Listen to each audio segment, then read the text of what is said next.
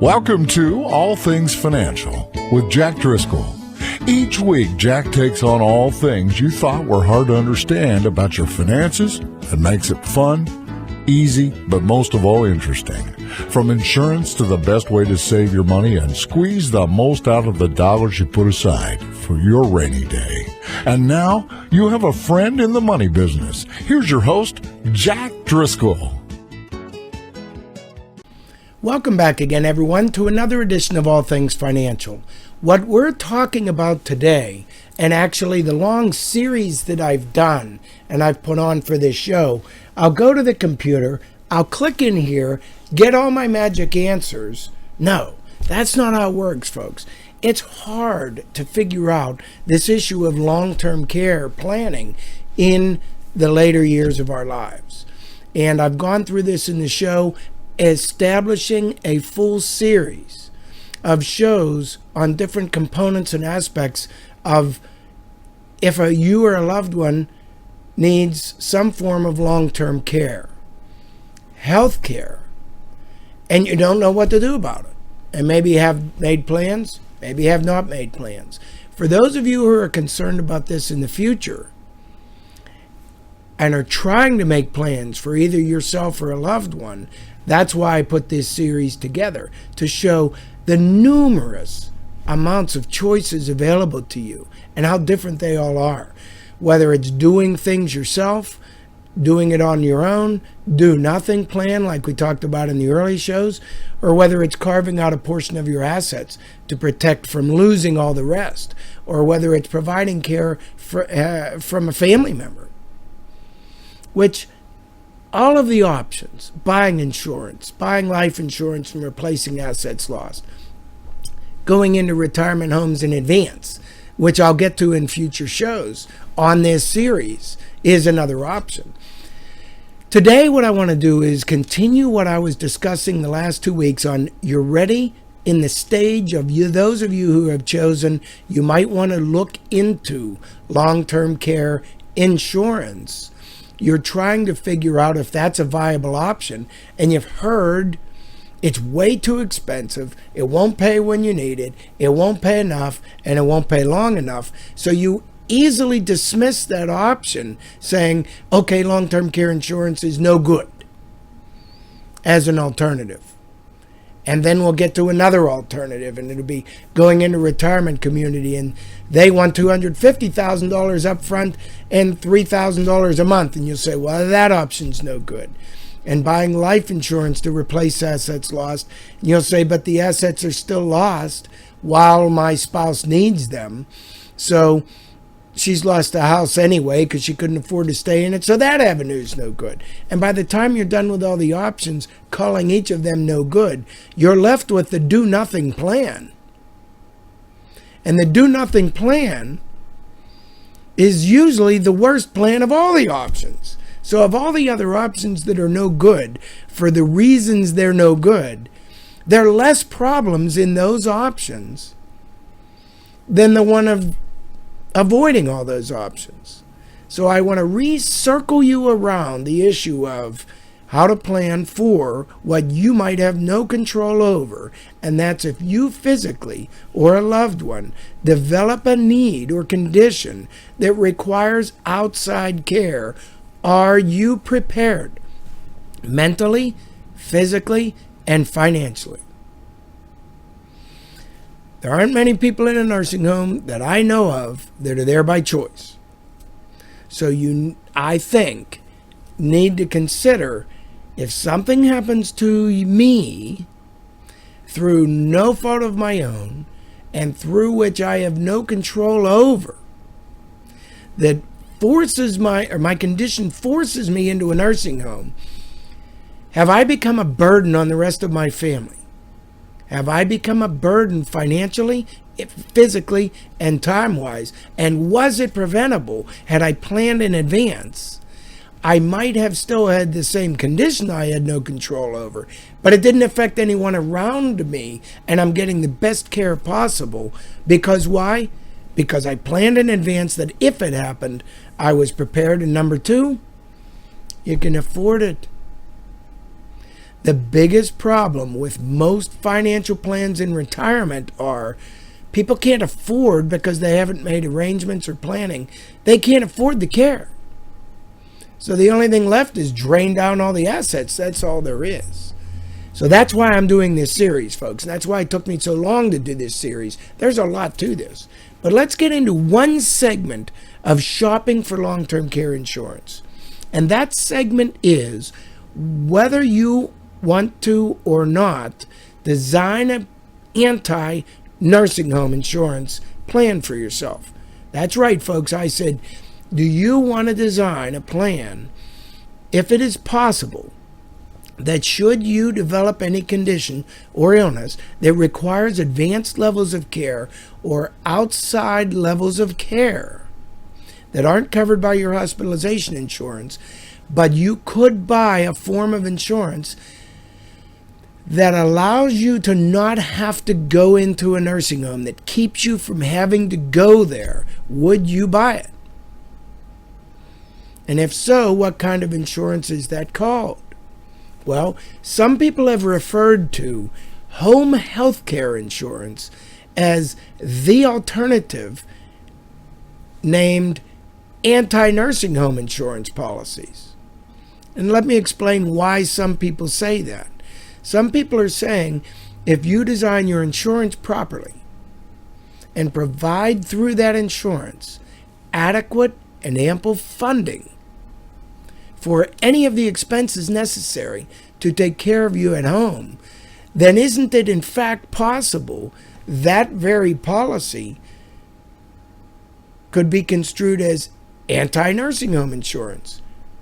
That if you've surrounded yourself with the insurance package adequate enough to keep you at home, then haven't you somewhat protected yourself from having to go into a nursing home? Well, the reality in some families' cases, not all, are just that. If they've made enough advanced arrangements and bought the right type of insurance coverages, they may never have to go into a nursing home, where had they not done that planning in advance and not bought that insurance in advance, they may have to go into a nursing home. So by the nature of making wrong decisions or lack of planning early, actually forced them into a nursing home where they could have stayed out of it and yet been no burden, or very little burden, whatever their choice, on their family and loved ones to be able to stay at home. So we take two opposing scenarios, one that planned in advance and one that didn't. The one that did not plan in advance might still be struggling, or their family might still be struggling to keep them at home at all costs. The kids all get together and they powwow around the kitchen table with mom because dad has to go into a nursing home, and or the vice versa, and they say, we're never going to let this happen. We're going to make sure mom or dad never have to go into a nursing home. So they're ready now. We're going to go round the clock. Johnny, you take this shift 8 hours, and then Jane, you take this shift, and then Bill, you take this shift. Round the clock, round the clock. And we'll each take shifts to make sure to keep them at home and not have to go into a nursing home. So you run into this situation, and everybody now, as you can see, through the lack of planning, but the strong will and love of the family to keep the parent at home, we're in a situation, and it's a rough one, and it's rough on everybody. Because do the kids have to quit work? Do one of the kids have to quit work? Do they have to quit providing for their own family now, their children at home, if there are any, and their spouses, to take care of this family member who now needs special care?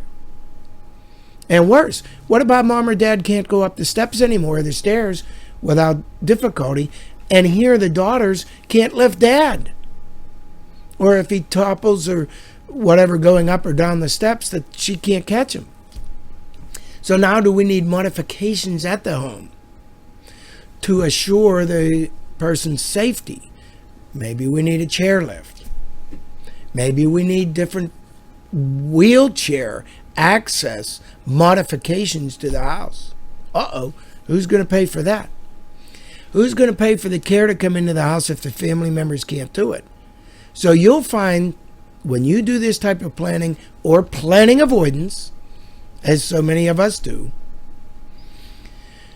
you'll find that almost all the freedoms in life dependent or surrounded upon money.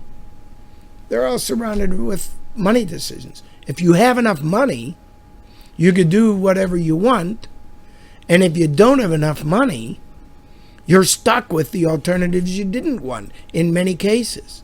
If you had enough money, you could widen the walls, put an elevator in, put the stair lift in, hire the help that come in that the family members don't have to, transport the person to the doctors and the therapy every single day that's needed, make sure they're taking their medicine, make sure they're safe in the kitchen, or that they shouldn't be in the kitchen. With enough money, folks, you can have an anti-nursing home plan, whether it's self-administered through the family members doing it, or paying outsiders to come in. So when we design insurance policies, we might be able to provide the funding. But what about when you have a family member who says, and maybe they're saying this now and maybe they're never saying it until it or unless it happens, you're not letting anyone else in my house. Uh-oh. Because money can't solve that one. Paying for people to come into the house. But wait, maybe it can. Maybe I have daughter or son who says, I don't like my job anyway. If I could get paid as much to take care of my mom and dad as I'm getting paid at this job I don't like, I could afford to quit that job and my parents would get a lot better care and I'd enjoy the job a lot better. Well, folks, a lot of this is available through tailoring home health care, long-term care policy, riders, onto a nursing home policy. And you'll say, wait a minute, I just said anti-nursing home insurance, and you're saying nursing home insurance. Guess what? It can be paired together, that you buy nursing home insurance that pays $6,000 a month in a nursing home or at home. And now the key is, if we have enough money and advanced planning, we might be able to keep mom or dad at home. So when we buy long-term care insurance, here's what I want you to look for. I want you to consider designing your nursing home insurance policies with anti-nursing home provisions in mind. That means, number one, do you want a home health care rider on the policy? You don't have to buy it. You could buy a nursing home only policy. So do you want a home health care rider? That's number one. Number two, how much coverage? I've gotten into this in past shows. I'll get into it in future shows. There is no right answer on how much coverage. You have to choose how much you can afford and for how long the policy will pay before it no longer continues to pay. It's a function of dollars. The more money you have and can spend on premiums, the more benefits you can buy. So what I want you to look for is this: cost of increase or cost of living increases, riders, inflation guards they're called. I want you to consider putting the 5% compound inflation guard rider on your policies to help increase the coverages from the starting point when you buy this policy. It'll help keep pace with inflation. You could do that on the nursing home insurance side and or the home health care rider. So the way it works is, if I buy a $6,000 a month policy, I might buy a policy that has a provision that says it's either $6,000 a month in a nursing home or at home, whichever is the case. Well, bingo. Now we have the whichever is the case choice. We now have some control over the type of care we or our loved ones can receive and be paid for. That brings me to my second point. When you design coverage limits in a nursing home, and I talked about this in the nursing home side a couple weeks ago, daily benefit maximums, a lot of policies are built based on $100 a day benefit, $200 a day benefit. Well, $200 a day benefit is $6,000 a month. But other policies are based on $6,000 a month benefit. So it's a monthly benefit. What's the difference? I'm in a nursing home. I don't care whether they pay $200 a day. They're paying no more than $6,000 a month. It's a monthly benefit, whether I buy $6,000 a month or $200 a day. But at home, it might matter a lot. And here's why. If you have a daily maximum, but you only have, and I talked about this, I think 2 weeks ago, you have someone coming into the house to help the children or spouse, but only 3 days a week. But it's $600 a day, each day for those 3 days. That's $1,800 for the week. And you look at that and you say, I'm close to where the long-term care limit of $6,000 will be exceeded, but I'm close. And the insurance company, you submit your bills for those 3 days for the month, 3 days every week, and you get a payment back from the insurance carrier for $600 a week times 4 weeks, let's say, $2,400. You have a $6,000 benefit. You spent like $7,200 on the care. They only pay you $2,400, and you're screaming. You say, I bought a $6,000 a month benefit, and they say, no, you didn't. You bought a $200 a day benefit, maximum per day. You say, oh my goodness, and the reality strikes you and hits you hard at home. You limited your per day maximum. While you're in a nursing home, you're there for all 30 days. It doesn't matter. But when you're at home, you took your own freedom away by limiting your per day maximum. So I'm here to teach you. That's why I do these videos. That's why I'm on the radio, to teach you what to look for. If you're going to commit and spend money toward protections that you want, I want to try to help you make good decisions. Here's another one. There's a waiting or elimination period for all nursing home policies, long-term care policies, including home health care riders. And in fact, disability income is the same type of thing. When I look at home health care or nursing home elimination periods, it's a deductible. You cover these first number of days, and after those number of days on your own, the insurance policies will pick up from that point forward. Well, if you have a 90-day elimination period, that's fine, but you have to read the words in the contract. Who's going to read the words in the contract? Nobody's going to read the words in the contract. When you're shopping for insurance and one company quotes you, or one agent quotes you, here's $6,000 a month, and another agent quotes you, here's $200 a day, you're fine. You think they're both the same. You'll take the cheaper one, which is the one that you don't realize the consequences of $200 a day. The elimination period, they're both 90-day elimination. You say, fine, you'll take the cheaper one. In reality, upon further investigation by a professional, not a novice, they realize, looking under the hood, this one, Plan A says 90-day elimination period. This one, Plan B says 90-day elimination period.